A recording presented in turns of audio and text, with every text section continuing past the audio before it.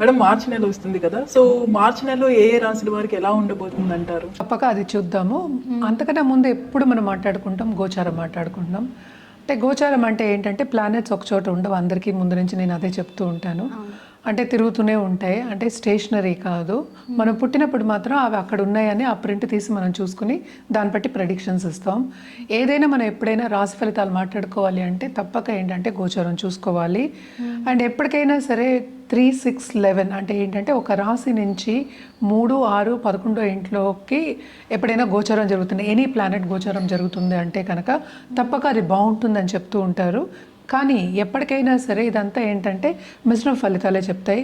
And also ఎప్పటికైనా మనం చూడవలసింది ఏంటంటే ఎవరి జాతక రీత్యా మన పరిహారాలు చెప్పడం కానీ ప్రెడిక్షన్ ఇవ్వడం కానీ చేస్తే కనుక అది కరెక్ట్గా ఉంటుంది. ఇదేంటంటే మనం ఎప్పటికైనా సరే జనరల్గా మాట్లాడుకుంటూ ఉంటాము, అంటే రాశివారిగానే మాట్లాడుకోగలం. జాతకం వచ్చినప్పుడు అది డిఫరెంట్గా ఉంటుంది ప్రెడిక్షన్స్, ఎందుకంటే దాంతోపాటు మనం ఏంటంటే దశా సిస్టమ్ చూసుకుంటాం. సో ఎప్పటికైనా జాతక రీత్యా ఇందాక చెప్పినట్టు జాతక రీత్యా పరిహారాలు చేస్తే కనుక తప్పక వాళ్ళు ఏంటంటే వాళ్ళ లైఫ్ గోల్ కానీ వాళ్ళు అనుకున్నది కానీ సాధించడం అనేది ఉంటుంది. ఎందుకంటే జాతకం ఒక్కసారి చూస్తే లైఫ్ అంతా అలాగే ఉంటుందని చెప్పలేము, అది మారుతూ ఉంటుంది. కనుక తప్పక ఏ పద్ధతి అంటే ఏ టైం వచ్చినప్పుడు దాని పరిహారాలు చేయడం అనేది మంచిదన్నమాట. సో జనరల్గా మనం మార్చ్లో ఇప్పుడు గోచారం అనేది చూద్దాం. అంటే ప్లానెట్స్, అన్ని ప్లానెట్స్ ఎక్కడెక్కడ ఉన్నాయో చూద్దాము. ఎప్పుడులాగే శనీశ్వరుడితో మొదలెడుతున్నాను. శనీశ్వరుడేమో మనకి మీనరాశిలో ఉన్నారు. అలాగే జూపిటర్ అంటే ఏంటి మనకి నెక్స్ట్ బలమైన ఒక గ్రహం మనం చెప్పాలి అంటే అన్నీ మంచి చేసే ఒక గ్రహం అంటే మనం గురు గ్రహం చెప్పుకుంటాము. గురువు ఏమో ప్రస్తుతం ఏంటంటే మిథునంలో ఉన్నారు, ఆయన కూడా రిట్రోగ్రేషన్లో ఉన్నారు. ఆయన మార్చ్ 11th డైరెక్ట్ అవుతున్నారు అనమాట. సో ఈ నెలంతా అక్కడే ఉంటారు. తర్వాత రాహు కేతువులు మనం చూసాము అంటే కుంభంలో రాహు, అలాగే ఏంటంటే సింహంలో కేతు ఉన్నారు. అండ్ మనం మాట్లాడుకున్నాం కూడా ప్రీవియస్ మంత్ మనం ఏంటంటే కుంభంలోనే అన్ని ప్లానెట్స్ కలయిక అంటే పంచగ్రహ కూటమి జరిగింది అని మాట్లాడుకుంటూ ఉన్నాం. సో అన్ని గ్రహాలు ప్రస్తుతం ఏంటంటే మనకి కుంభంలోనే ఉన్నాయన్నమాట. అంటే మెర్కురీ ఏంటంటే మనకి రిట్రోగ్రేషన్లో ఉన్నారు, ఆయన డైరెక్ట్ ఏమో 21st మార్చ్కి అవుతున్నారు, ఆయన కుంభంలోనే ఉన్నారు. అలాగే మనం చూసాము అంటే వీనస్ అంటే శుక్రుడు ఏంటంటే 2nd మార్చ్కి ఏంటంటే మనకి మీనానికి వెళ్తున్నారు. సో శనితో సంబంధం వస్తుంది. అలాగే ఏంటంటే ఉచ్చ స్థితి అనేది వస్తుంది అంటే మనకి శుక్రుడికి. అలాగే మనం మార్చ్ చూసామంటే ఆయన కంబషన్లో ఉన్నారు. అంటే కంబషన్ అంటే ఏంటి, అసలు సన్తో కలిసి ఉంటే అంటే సూర్యుడితో కలిసి ఉంటే కంబషన్ అంటాం.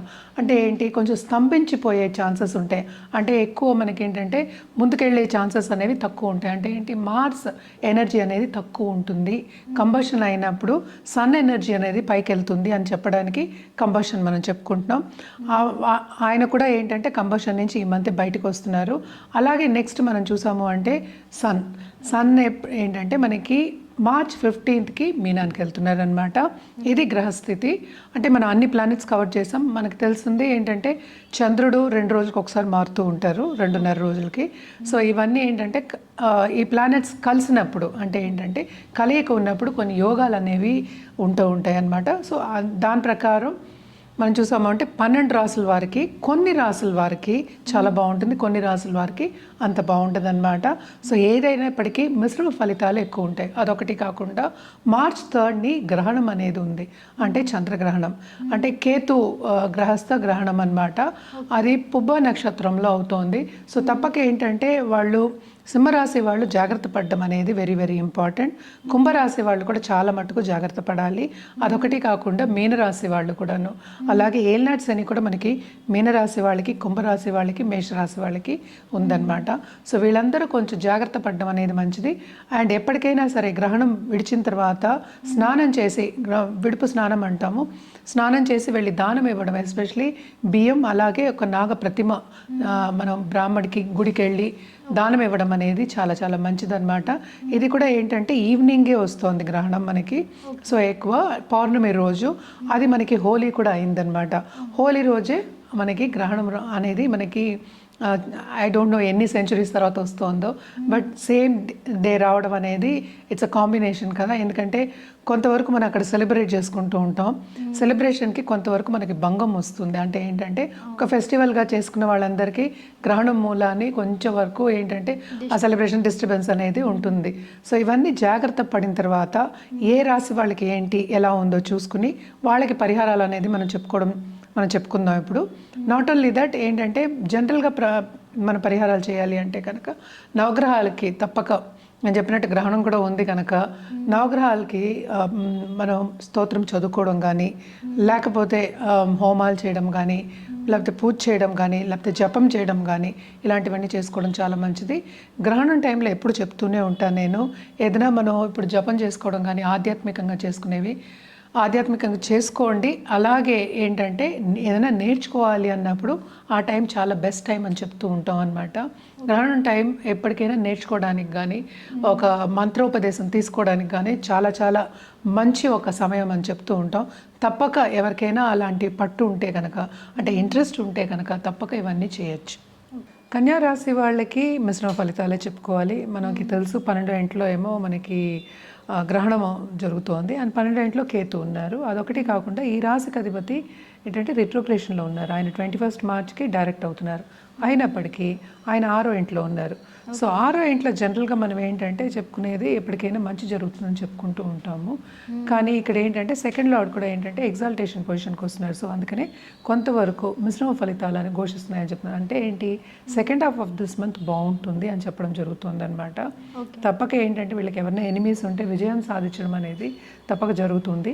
సడన్గా డబ్బు వచ్చే సూచనలు అనేవి జరుగుతాయి, కానీ విపరీతమైన ఖర్చులు కూడా జరుగుతాయి.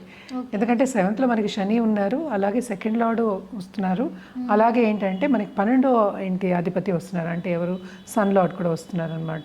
So second half of this month నుంచి కొంతవరకు వీళ్ళకి ఏంటంటే ఖర్చులు అనేవి అధికమయ్యే ఛాన్సెస్ ఉన్నాయి. ఇవి కూడా ఏంటంటే శుభ ఖర్చులే ఉంటాయి.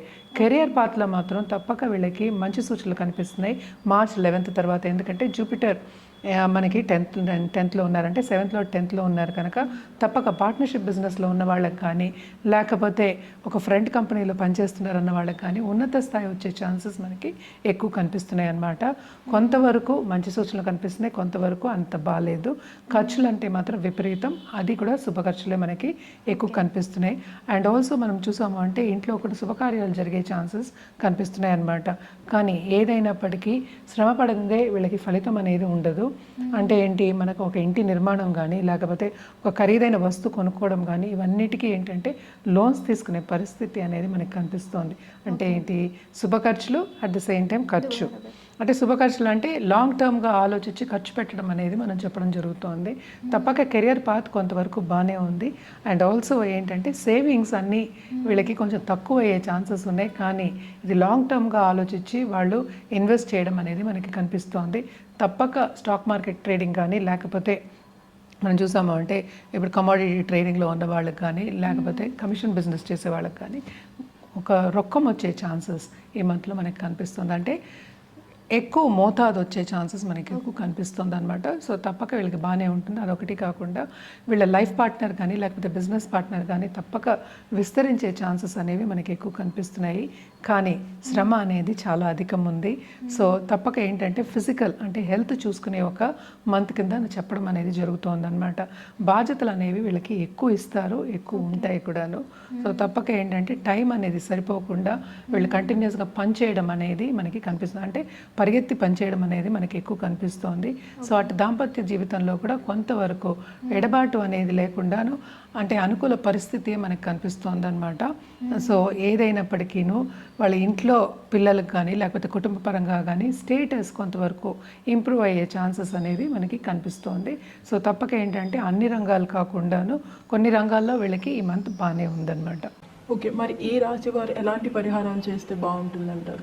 తప్పక వీళ్ళు ఏంటంటే మనకి వెడ్నెస్డే గణపతికి హోమం చేసుకోండి, లేకపోతే పూజ చేసుకోండి, అష్టోత్తరం చేసుకోండి, లేని పక్షాన్ని వినండి.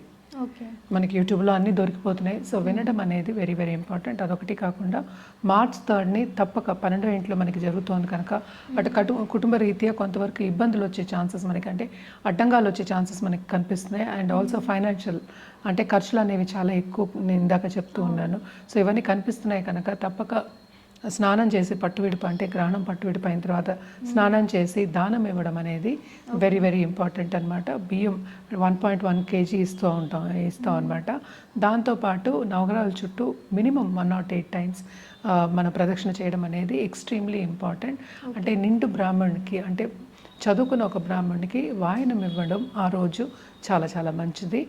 అండ్ రుద్రాక్ష విషయానికి వస్తే కనుక తప్పక పంచముఖి రుద్రాక్ష, అలాగే ఏంటంటే దశముఖి రుద్రాక్ష వేసుకోవడం అనేది చాలా చాలా మంచిదన్నమాట. At the same time you can add Ashtamukhi also add చేసుకోవచ్చు. తప్పక ఏంటంటే బ్లెస్సింగ్స్ అనేది ఉంటుంది. శని అంటే భయపడుతూ ఉంటారు, 7th శని ఉంటే, బట్ బేసిక్గా భయపడడం అంటే ఏంటంటే శనిలాగా వచ్చావు అని అంటూ ఉంటారు కదా, సావత చెప్తూ ఉంటారు. శని ఉంటేనే ఏంటంటే మనకి ఆయు కూడా మనకి కాపాడుతూ ఉంటారు, అలాగే కర్మకు కూడా, అంటే మనం చేసే పనిలో కూడా మనకి ముందుకు తీసుకెళ్తాడనమాట. కానీ కొంతవరకు ఏంటంటే అడ్డంగాలు వస్తూ ఉంటాయి, కాలతామదం అవుతూ ఉంటుంది. అంటే ఏంటి, టైం అనేది వెళ్ళిపోతూ ఉంటుంది, పేషెన్స్ అనేది మనకి తగ్గుతుంది. సో అందుకోసమని తప్పక ఏంటంటే అష్టముఖి రుద్రాక్ష వేసుకోవడం అనేది వెరీ వెరీ ఇంపార్టెంట్.